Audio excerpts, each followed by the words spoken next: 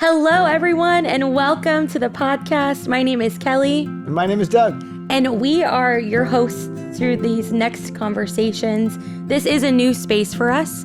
And so I want Doug to share a little bit about what's going to be happening on this podcast, what you can expect, why are we doing this, and why in the world are we starting with a series on grief? Yeah, I mean, grief is a universal experience. Yeah. And so the reason for a podcast like this is often people are hearing from a TED Talk or from a sermon or from a podcast. It's just kind of like a one-way conversation. And we want this to be a dialogue. This is a little more gritty and a little more story-oriented. We all have a story. We want to steward the story that we have. And grief's been a big part of my story, my wife's story. It's shaped us to be the people that we are. And so we want to be able to have those honest conversations because sometimes in church or in certain environments, we only get the mainline talking points or the principles of truth, and we don't get down to the grit of like, how did that actually work out on Tuesday afternoon after that disappointment, and how did you process that experience? And so this podcast is meant to put you in the room, in the homes of people as they experience these moments that are life-shaping, that are potentially traumatic in a way that could negatively shape their life, but we're also going to find that sometimes those traumatic moments positively shape their life. And so that's a conversation I think everyone needs, because everyone needs hope. Yep. Everyone is looking for hope somewhere. And so we want to provide a place to find it. So I'm excited about these conversations that are ahead. And because this is our first episode, we are starting it out in a little different way. You already mentioned your wife, Suzanne, but she is going to be joining us. So you're on the hot seat today. Yeah, she's going to be my favorite guest for the whole series. I know she is. Yeah. So she's going to join us. You guys are going to talk about some of the experiences that you've had that have been a grief journey, how it's felt and what it was like. What was it like on a Tuesday afternoon when everything fell apart? But then how did you live Wednesday, Thursday, Friday, years to come? What has God done? Where has the hope been found? And how have you used that grief to now shape the rest of your life? So I'm really, really excited for this conversation, mostly because I love you guys both and I've seen now years later what God has done. But I'm really excited. So thank you for letting us hear a glimpse into your story and into your life. Do you have anything left to say before we go into the conversation? No, let's go. Let's go. Okay, here we go. All right, so I am here with Doug and Suzanne, which is so special for me because they're people I love very deeply. Doug and Suzanne have grown up in our community since you guys were both born in South Florida, right? He was born in South Florida, May, Ohio. Ohio, that's right. But I came when I was Midwest, young. That's right. Yeah, of course, we understand each other. She moved here at a young age. We went to the same elementary, middle, and high school and lived like 8 blocks from each other and never met until college, That is just which was crazy. a good thing. I wasn't ready yet. Why, Doug? Why? Oh, okay. You weren't ready yet. Yeah. So you guys have been in South Florida for basically your whole lives. You've been part of our church for many, many years, multiple decades. And now Doug serves as our lead pastor. Suzanne, you're leading in ministries and also serving Doug and all the things that he does. And you guys just are pillars in our community. So it's really, really special. I just have to say off the bat for you guys to sit here and have this conversation and open up your lives in this way, because obviously we know sharing our own stories, there is a vulnerability that has to happen. And there's also an exposure. You're allowing people to hear things about you that they may not know, and then they can form opinions or they can say things. But our hope today is that more than anything, as people hear your story, they would be encouraged to be hopeful and to know God more, because that's what your story points to. So with all of that said, Doug, Suzanne, welcome. Thank you. It's the first podcast. So I just want to set the tone. Let's just act like we're in your living room, because that is a safe, comfy space. I want to take the pressure off. So obviously, Doug, you've already introduced yourself as we've introed the podcast. But Suzanne, introduce yourself. How long have you been married to this guy? 30 years. 30 years. We just celebrated a couple of weeks ago. Incredible. So far, so good. Met when we were very young, feeding homeless, and got married and haven't looked back. So it's been a wild ride. A wild He always one. said, if you marry me, you're going to experience adventure. And I said it will not be boring. It will, And I it's have true. delivered on that he promise. has delivered. Okay, yeah, many adventures throughout your years, and you guys have 3 kids. Well, yep, we have 4 sons. One that we're going to talk about Yes, passed away when that's right. our firstborn. Yep. And now we have 3 sons, and we've adopted, and we've through private adoption, foster. So we have a very interesting, fun, wonderful family. Yes, you do. Yes, your 3 boys that I know are incredible and all so different and all different parts of you guys. So Yeah. But we are going to focus in, like you said, on one part of your story that is not your whole journey of life. And it's not the only grief you've ever experienced, but there was one year where grief really kind of covered you guys as a couple. So Doug, I'm going to let you kind of give us a picture of what that year was like when your son was born. Yeah, so in 1996, 1997, Suzanne and I had been married for 3 years. We'd gone to school, gotten our degrees, we're working jobs, we're involved in youth ministry at our church, we're feeding homeless people on the weekends, and we're doing our best to live life and make family a priority and serve people in our community. And so we get this exciting news, she's pregnant. Yeah. And so now she's 7 months pregnant, and now there's some signs that, maybe something's not right with the baby. And so we're going to the doctor, the amniotic fluid's not right. And in the middle of one of those conversations, my dad says to my wife, hey, well, that Doug is a carrier of this genetic disorder. And my wife looks at me like, wait, what?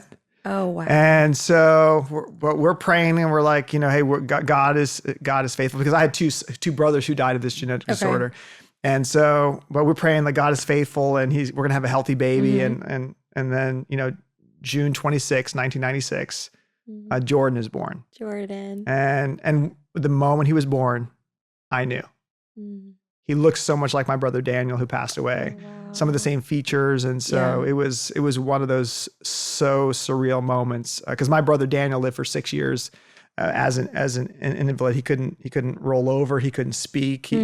He basically lived like an infant for 6 years and spent a lot of time in the hospital. And so I remember that first night just thinking, is this surreal? And is this a dream? Is this happening? And what is our life? And what do we do next? And just wrestling with all those questions. And so we, after he spent 3 months in the hospital, we spent 3 months in the NICU. Basically, I was going to work, come back, it's McDonald's every night. It's like, it's not a great way to live. You it's guys just are kind of surviving. like, did I shower this week? I mean, you're like, just your whole life is trying to just keep your head above water. And so many decisions you have to make. Yeah. And you guys, I mean, you're 3 years, but still newly married. You're navigating even knowing each other in these spaces and Yeah, the and world, I'm a young 20. Yeah. 24, we were 24 and 26 during this time. So we were young. And we got to bring Jordan home after 3 months. And then he went back to the hospital again for some surgeries. And every decision felt like life and death. There were so many issues with his kidneys, his intestines, his heart, he was partially blind and partially deaf. And so there were a cleft lip, cleft palate, had a feeding tube, a G tube. So many things about, you're a young parent, you're trying to figure out just marriage and life. And now you're dealing with a fairly medically complex child. Yeah. And then I remember the day, it was March 18th, 1997. I'm at school. I'm teaching in Miami and my wife's like, come home quick, Jordan's dying. Wow. And so that day we spent the entire day with him, and our family came over, and he died in our arms that evening. Yeah. And it was one of those long goodbyes that you really never forget. Yeah. Wow. So it happened sudden. I mean, we got to enjoy his life. I mean, it sounds all really hard, but Jordan laughed and he was vibrant and darling and brought joy to our home for, our lives and our family for and he was your 9 first. months. And he was the one you got to be he was darling. alone with. And Yeah. Wow. And so even though we had hospitals and doctors all the time, he still was darling and joyful. And then it happened sudden. And so one morning I went in to pick him up and he was almost gone. And so it just happened fast.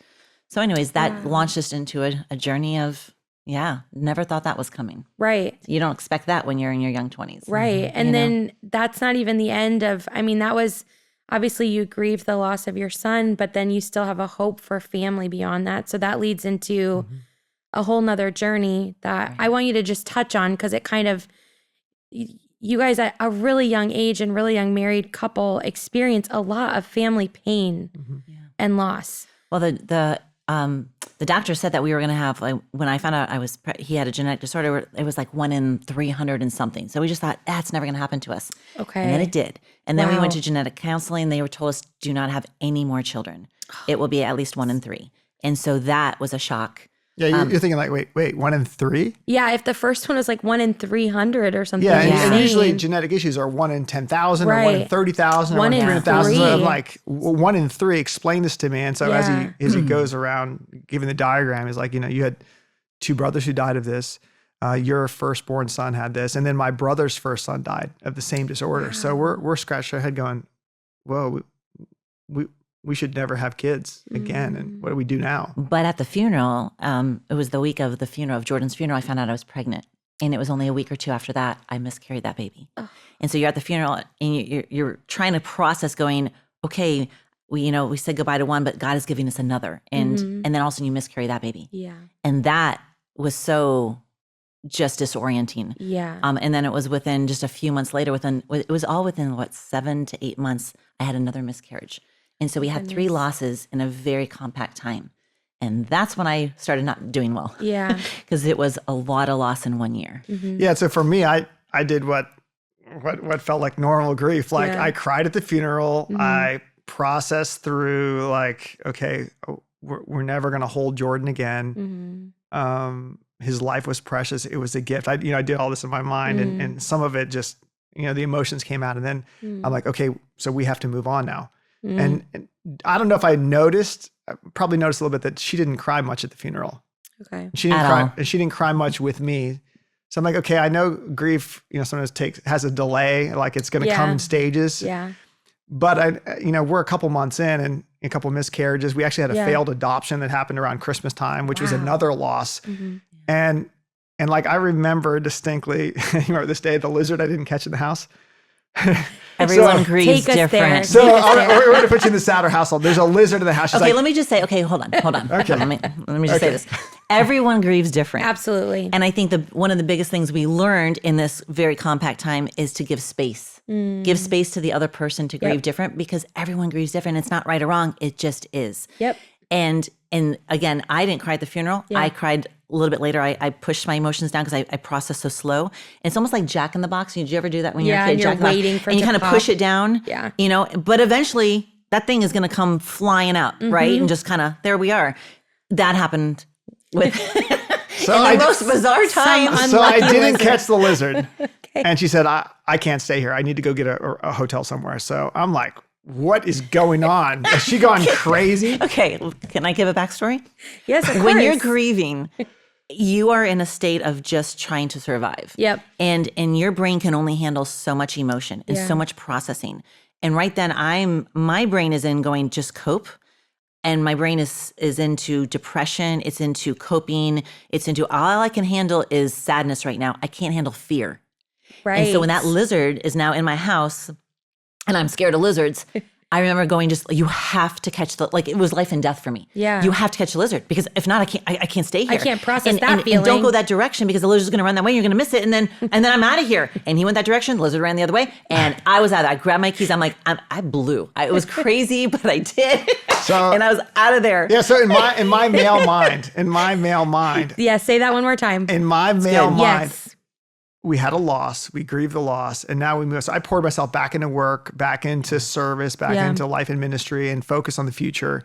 I had no idea the headspace she was in. I knew she was sad. I knew she had a reason to be sad, but that moment for me was like a wake up call. Like, okay, my wife is in this like moment of acute grief and really depression because it was in the weeks to follow that she sometimes didn't want to get out of bed. And this was the first time I couldn't help her. So I'm 3 years into marriage and I've always been able to fix things. You're the hero. I could you're pray the for her. I could help her. I could fix something. And I was completely in over my head. Yeah. And I think it's in those moments where, we still loved God. We still loved each other. We still believed there was a hope in the future. We just didn't have any idea how to get there. And I didn't know how to help her.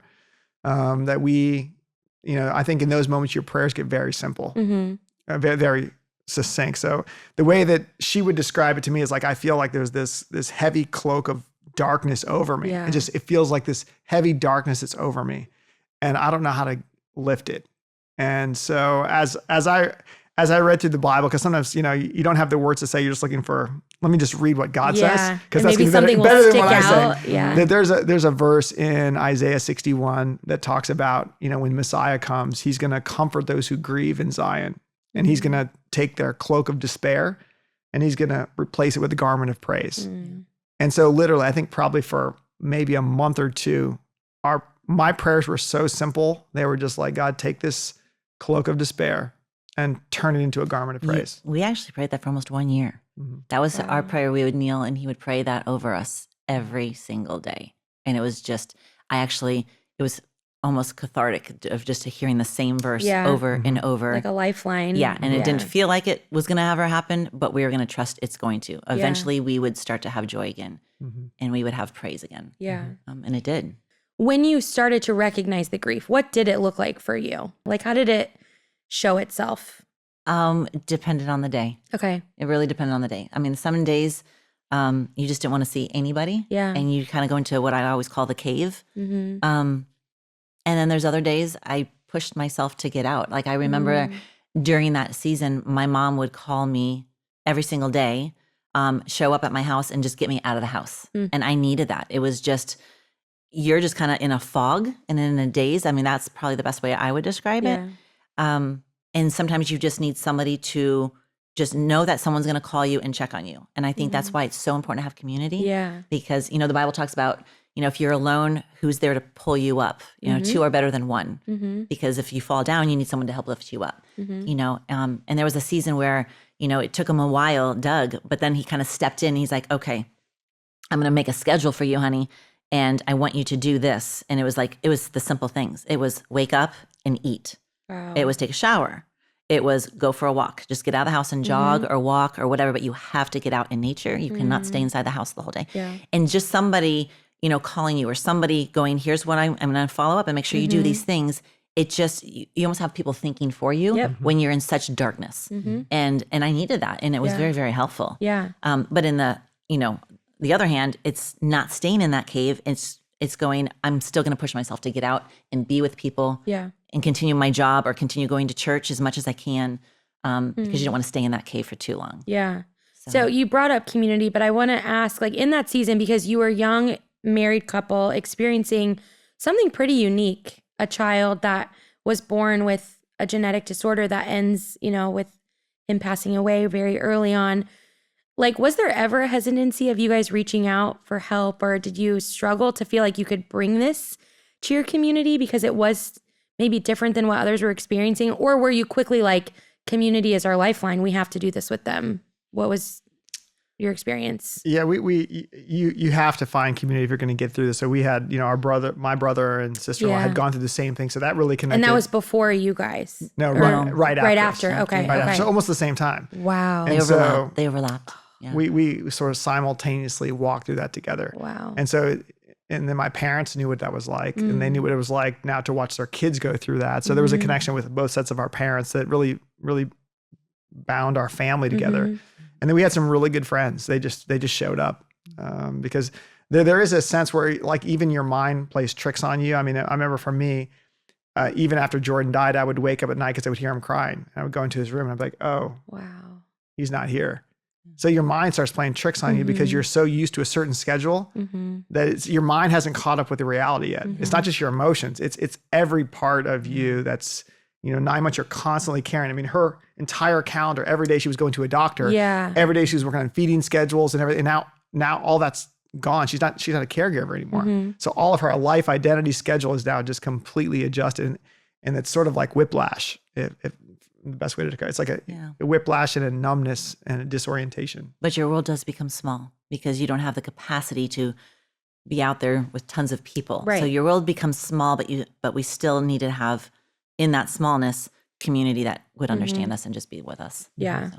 How did this experience then set you up to walk next to people going through something similar? Were you able to offer support to others maybe years down the road that walk through something similar or face the same fears that you guys had to face? Do you remember an instance of like maybe the first time you're like, we experienced that? Yeah. I had a miscarriage. Do you remember those moments? Yeah, oh yeah. There was a young couple at church that lost their daughter. And I remember going, oh my word, that was me. Like being at the funeral and being able to talk to her and just knowing where she was at, you know, and you just relate on a whole different level, Right. whole different level. And I remember the church we were at when this was all going on, they were a very lively church, and those women would wail for me. Like they just knew how to grieve, and I needed that. Yeah. And it taught me just not to stay silent, that when people are going through something, it doesn't have to be a lot of people, but one or two people who can grieve with you and alongside you is so That's important. beautiful, yeah. And so I think we've had such a deeper understanding when people are walking through pain of just how dark it can get. Yeah. And yeah. Yeah, I mean, from that experience, I eventually became a family pastor. So you're dealing with everything, the highs and lows of families. And there were two situations where there were families that said, our child's on life support and we're going to unplug the machine. And will you come and sit with us as we hold our child while he passes? And I'm like, this is strangely familiar. Yep. But not intimidating in the same way it would have been before. It's Right. like this pain is familiar. And so you're able to, as God heals your heart, you're able to sit with people in some of the most challenging moments of life and love them well. And every time that happens, every time we go to the NICU and see a baby in ICU, it all comes back. It all comes back. It's like, oh yeah, that was our life for 9 months. And now we're entering that space. And so in some ways we understand like that pain. But also that you can bring hope.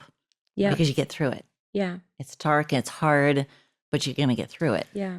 Yeah, I think the one way Suzanne described her depression was, she's like, I feel like I'm in a tunnel, in the middle of a tunnel, and I can't see the light from where I came, and I can't see the light from where I'm going. But I know if I keep going, I'll eventually see the light again. You're eventually, and that is such a great, Yeah. that's such a great picture, because that's how I felt. And I just didn't know how to articulate it. It's like I know that life was good, and I know that life can be good again.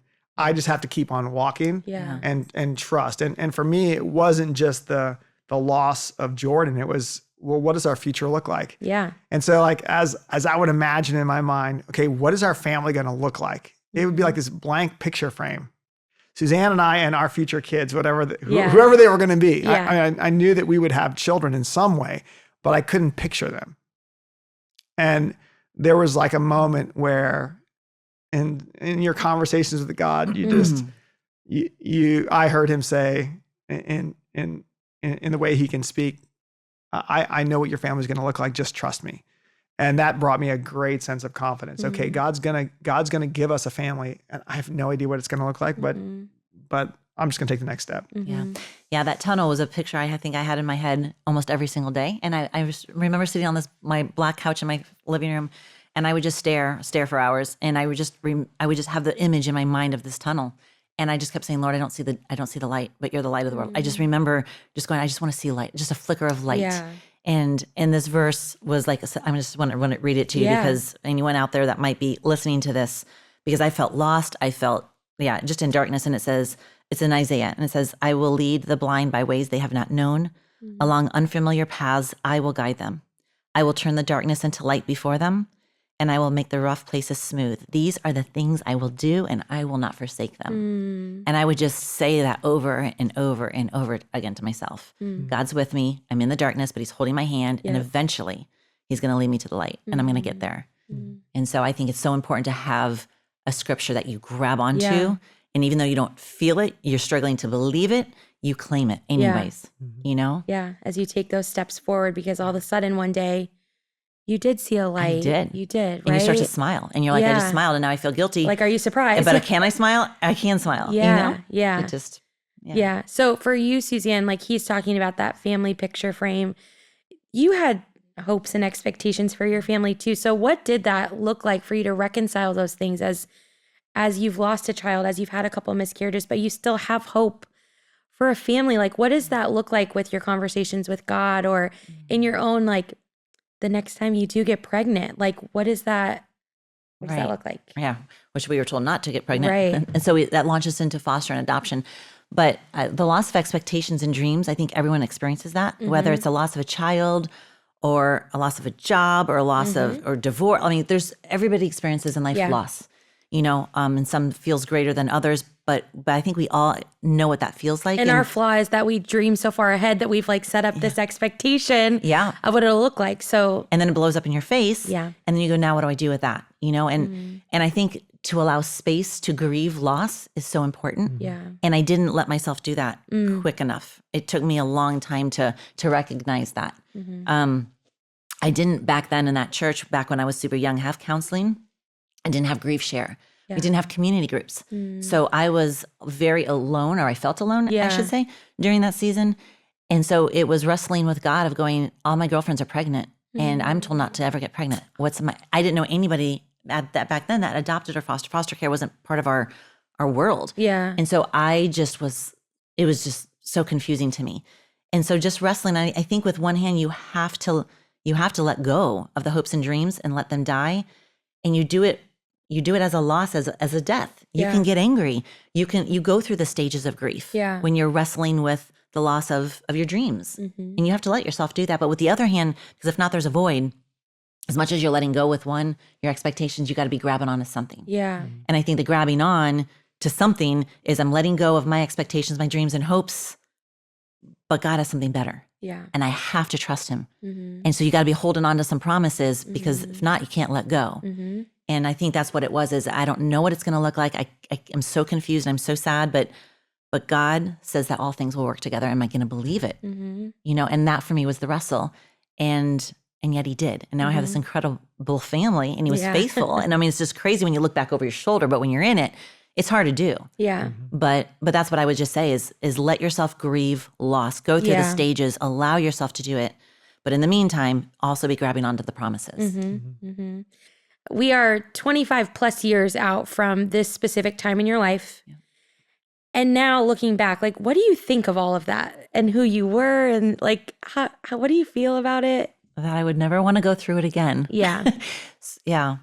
I would never want to go through it again, but I wouldn't want to change the fruit of what came from it, if that makes sense. Yeah, that does. You know, tomorrow, so ironic that we have this podcast today, because tomorrow is the anniversary, 26 years of Jordan dying. And every year, the doorbell rings. So this part I'll probably cry. It's okay. The doorbell rings, and there's someone standing there holding flowers. And one of our family members sends me flowers every single year. And I'm like Dory from Nemo, and I forget every year that flowers are coming, which is so great, because I'm always surprised. I'm like, oh, flowers! You know, and it's a reminder. And when I first started getting the flowers, you know, it takes you back, and it's hard when you go through the anniversaries of death. And I would cry, and it would be sad, and we go through his book and stuff. But over time, you know, the flowers arrive, and now it's kind of like a bright sadness, if that makes sense. Now the flowers arrive as they did this week, and now it just makes me smile. And if I have tears, it's not so much tears of sadness and loss; it's tears of gratitude that I got to enjoy him for 9 months. It's gratitude for what God has done. Yeah. It changes. Yeah. You know? Yeah. From tears of sorrow to tears of rejoicing. And it sounds crazy, because when you're in it, you never think you'll get there. Yeah. But you do. So, yeah. Oh, and what a wonderful friend or family member to even join you in that, you know, grief beyond the moment of just saying every year, this matters to us because we know it matters to you. Yeah. It's That's my really sister. beautiful. Oh, My sister, and she so thinks of Jordan beautiful. every year. It's beautiful. Wow. Yeah. Thank you for sharing that. Yeah. And I want to ask you, Doug, out of that, you know, that was a moment in your life. Now looking back, I mean, you guys have had 26 years since Jordan passed, and that was not the only hard thing you walked through. So how did those moments prepare you guys for what was to come? Like looking back, you can now see, and I think that even speaks to the gratitude, because you can see how the Lord used something like having Jordan, losing Jordan, moments of more loss to prepare you for not only more family pain that was to come, but for lives of serving others that are going to face similar things. So talk to me about, for you looking back, like, what do you see? Yeah, I think I share the same emotion as Suzanne. You're just deeply grateful. So when you go through a lot of pain and loss, especially in family, the fact that you have a family just makes you more grateful. You don't take as much for granted. Just the same way as if if when you get sick, you're grateful for health. People that are always healthy don't think about I'm healthy. Right. That's true. It's when you know how fragile it is that you have a gratitude. So, we went into one of the ways that her depression lifted was we got a call in April of that same year, or the following year, that in 1998 that our son Jackson was born. And so we got to bring home a son that we adopted. Yeah. And he was like this light of joy. And I just watched my wife's countenance just change. He was like the most joyful child. And so it was that, that arrival of Jackson that helped lifted that. For our whole family. For the entire family. Yeah. And then we went into to foster care, and then we had a biological son, Caden, who was healthy and not a carrier of the same disorder, baby. and that was a miracle. Yeah. And but even in some of those joys, at the same time, we had a 15-year-old Stephen who lived with us for a year, and we were in the process of adoption, and then he ran away and broke our hearts. I mean, in some ways, that was harder for me than Jordan's death. Wow. Because I couldn't talk to Jordan, but I would spend hours in the evening talking to Stephen about his life and the dreams God had for him. And we got him into school, and, from a DF student to an AB student, money in the bank, playing in soccer leagues, just having what it was a normal life for us. But for him, he'd never experienced normalcy before. And so when he said to us, like on his 16th birthday, I want you guys to adopt me, there was something, we went to Olive Garden, we celebrated, and then a couple months later, it all fell apart. And I remember, like, every time the phone would ring, I would wonder if it was him. Every time a car would drive by, I'm like, maybe he's going to come back. So, sorry. It's okay. So those are moments where that grief is familiar again. It's like, oh, I know what this is like. This sucks. Yeah, it's painful. And how long is it going to last? And you just wish God would fix it, or it would just resolve itself. But sometimes it doesn't. And so you've got to go on. And so we took other foster children in, a little girl, my wife always dreamed of having a baby girl. And so, like, this is our baby girl. And then we keep her for a couple of years, and then she goes back to her mom, and, it's another loss. Very, very hard. More grief. We had quite a few losses, all compiled within a decade of just one after the other. Yeah, and I think that and there's truth in in the Bible and God's word, but sometimes it's about the timing. So people say things like, well, your son's in heaven, or God works all things together for good, or you can always have another child. Like, they're trying to be super encouraging, and it's just like, shut up, please. Yes. But there is a reality. When I look back 25 years now, I think of that verse, Romans 8:28, where Paul says, and we know that God works together all these things for our good to those who love him and are called to his purpose. And I think the key to that verse for me is, and we know, and that word means, like, we've experienced this. Yeah. So it's not something you throw at someone. It's something that you can look back on and go, I have experienced this. Yeah. That even in the deepest pain and disappointment of life, that God is still working a purpose. Yeah. And you're not this pawn on a chessboard, or this little, ant that he's going to fry with a magnifying glass, that he actually deeply loves you as you walk through pain. And he's actually actively working on a plan. So when I look back 25 years and I think, like, God, all those experiences led to something else. And the older you are, the more you can see it. So the whole being a family pastor or helping to start 4 kids and walking so many families through foster care and adoption, walking so many families through kids running away, and now being a lead pastor of a church, you experience all of this. You get to look over your shoulder and you see it. Yeah. We have Jackson, we have Kennedy, we have, just our life is so full, and we never could have imagined it in those moments, So 25 years later, we wouldn't change any of the fruit. It just was, Yeah, it forms you in a different way. I don't know how else to say it. I always say, like, if you look at the story of Job, anything after the last chapter, if someone says, man, that's rough, you're having a bad day, it's like, that's nothing. In other words, like, when you go through the fire like that, then all those little things that could devastate people's lives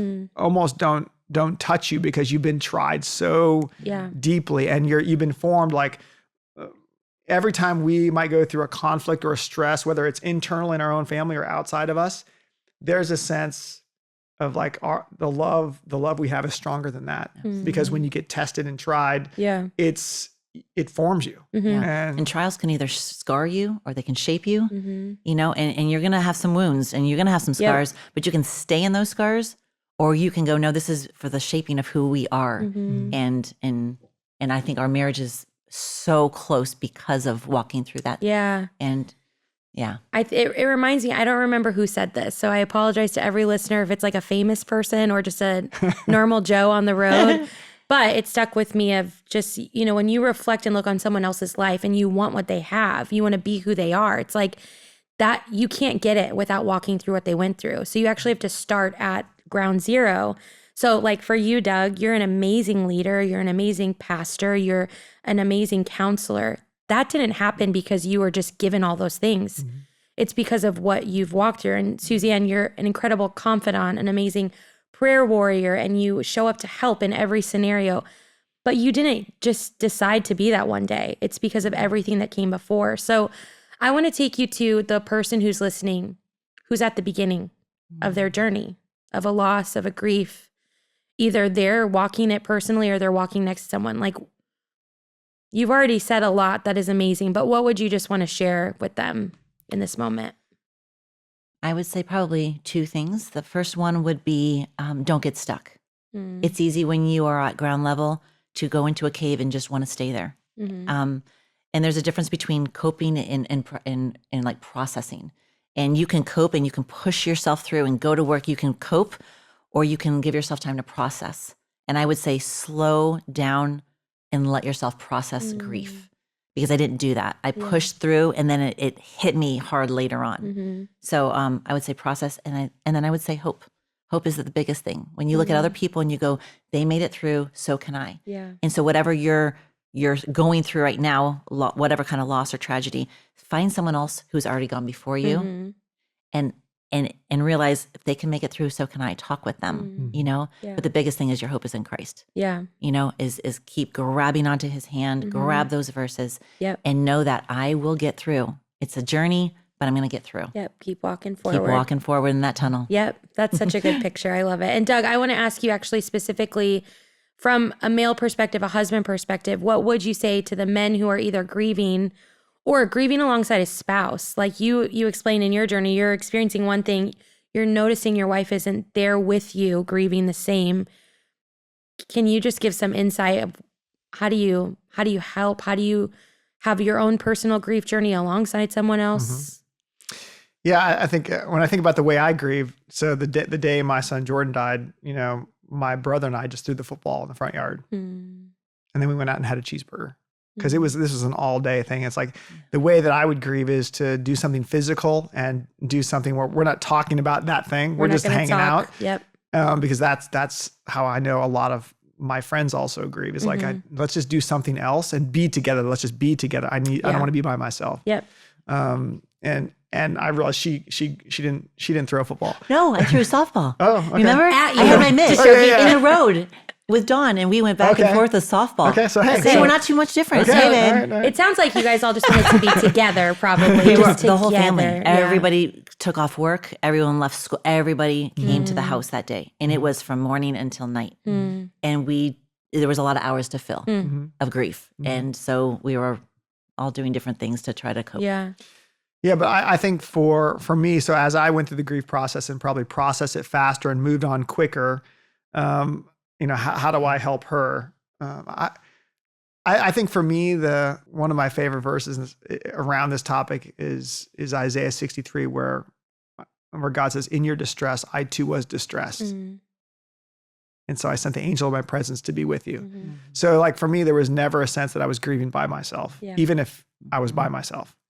And just being able to take that and then transfer it with her. Like, I don't want her to grieve by herself. So even if I'm just next to her, that may just be all she needs. Because pretty much most of what I said wasn't good. Oh no! I know it's hard to imagine. I know, but it's part of it's because I'm her husband. So so part of it's because it's just not the good timing, or what worked for me was not going to work for her. But for whatever reason, sometimes just the best thing to do is just sit and put my arm around Just her be there. Yeah. and just be The present. ministry of presence. And go, I Yeah. have no idea what to say. When but- the lizard happened, I don't know if we said that, but when the lizard happened, he looked at the credit card to find out what hotel I was at, and he came and he found me. Because you really did go to the hotel. Because I really did go to And the so hotel. he gave you some space, but He then did. he found you. A couple hours, and he's like, it's not good for her to be in her head. He always would Yep. say, it's not good to go into your head alone. It's a dark place. It's like a dangerous neighborhood. Never go in it by yourself. So he came and he found me, and he was just knew I shouldn't be alone. And he was right. And he was just with me. I think one of the most dangerous things you can do is just to keep thinking the answer is giving each other space, because then that space would grow, right? And all of a sudden you're experiencing life totally different from your spouse, and you look back like, wait, So true. what happened? How did we end up this way? So Yeah, it's so counterintuitive for me to just sit with someone and not say or do anything. Like I've been wired to do stuff and fix stuff, yeah. and nothing I'm doing is working. But so that was a great lesson for me. It's just the best thing you can do is just sit with your wife, because it's about being with her, not doing anything. Wow. Okay, so as we wrap up our time, this is just the biggest question to ask, but I do want to just invite you to reflect, like, how did that year change you? How did it change? You want to go first? For me, I know for me, it made me, I think, it made me feel small. I don't know, that sounds kind of crazy. It made me feel okay being small and weak, that I can't control everything. Yeah. But I serve a really big God. Yeah. You know, that little children's song, Jesus loves me, this I know, for the Bible tells me so. They are, they are weak, or I am weak, but he is strong. Yeah. And that's a beautiful thing to take in when you're in your 20s and you're young, to go, it's okay to be small and weak as long as you're attached to a really big God. And I think that taught me, and it even changed the way, I think the way I parented, because even just raising our boys, things are kind of crazy with boys. And I would remember all the time, and it was part of my psyche. They don't belong to me. They don't belong to me. God, they belong to their father. And God took Jordan. I had no control. Yeah. And at any moment they can take one of these kids. And so it didn't bring fear to me to let them go into different situations. It actually released me to parent in a way to go, I really, honestly, my core know these children are not mine. They belong to their Father in heaven, and he's got their own story he's writing with them. Yeah. And that helped me in parenting, I believe. What about you? That's good. Yeah, I think that it's very similar. It's the fact that I always believed if you work hard enough and do all the right things that you can build anything. So it's like that. When you're in your 20s, like, I'm going to change the world. Of course, like Jesus calls us to go and bring his love and joy and peace and purpose to the world. So let's go. And so we were young. We were feeding homeless people and going to elderly care facilities and reaching out. And, I lived in an inner city housing project and went to we're all his Jesus orphanage. shirts. Yeah, and, I was we were on obnoxious. fire for the Lord. But it's like, given 30, 40, 50 years of this, it's gonna build something. Yeah. And this whole process, like, along with a lot of church trauma that we went through at the exact same time, just blew that completely up.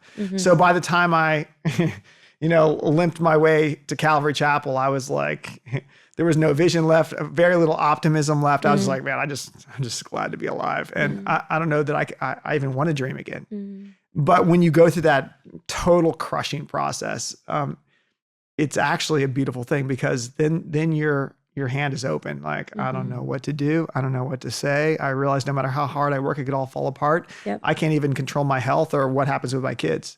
And so God, here's my life. Just do whatever you want with me, and I'll do my best to participate with you, and not. And so I think that just, I would call it like a simple trust in God. It strips you down to either this is real for me or it's not. Yeah. Yeah. But I think it makes you feel, like, in your words, like appropriately small. Yeah. Not like you're not seen or loved by God, but Right. it's not about you anymore. And I think that It's a really good thing. that's probably how it It's a changed me good the place most. to be. It's Yeah. a really good thing. Yeah. Wow. Well, I want to thank you guys so much for sharing your story and opening up your life in this way and just being part of this conversation. I am confident that there is already a ministry that's happening to people who are listening. And just even that idea of the tunnel, to know, like, you may not see the light today, but one step forward after another, there will be a day that the light comes. So again, grateful for you for the way that you guys have let your lives lead people, and the way that you've obviously put God at the front of your lives to lead you. So thank you. Really loved being part of this. Great sharing our story. Yeah, thank you guys. Thank you. Thank you all for being part of this conversation, our first podcast.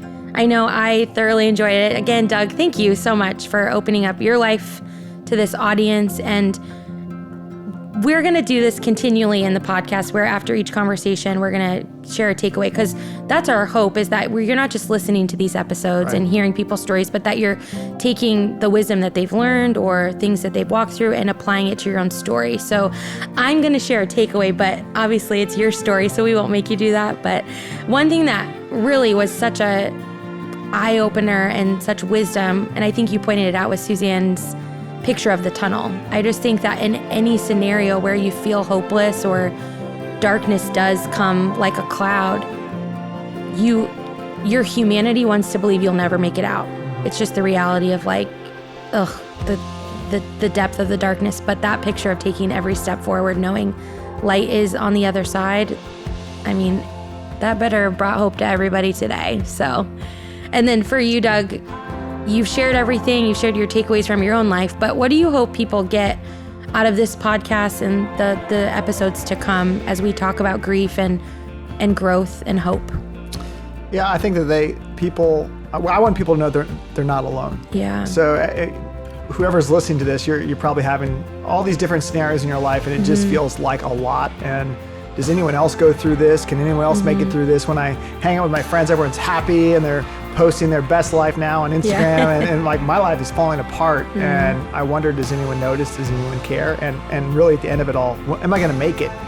And I just want people to know that it's in the grit where God shows up. It's in the grit where you wrestle with those things and you're shaped in the most powerful way. So the grief does have a divine purpose in it if we allow, community and God's word to shape us. So that's my passion, is that these are things we don't talk about a lot in church, a lot, on social media, the real gritty things of life. But that's what we want people to know, that something beautiful can be produced out of that. Yeah, we're going into the more everyday life experience instead of just the highlights or the really low points.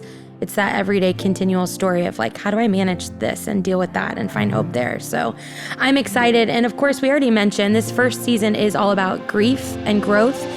Are we going to talk about grief forever? No, but it's going to be part of everyone's story. So I think because it was such a marker in your guys' story, it was a great place to start. And I'm excited for the episodes to come. And with that, we encourage you guys to always check out the show notes. There's going to be things in there that we leave from the episode, whether it's resources or ways to connect. But we really hope that you will find those as a great resource for yourself. And we look forward to our next conversation. We'll talk to you guys soon. See you soon.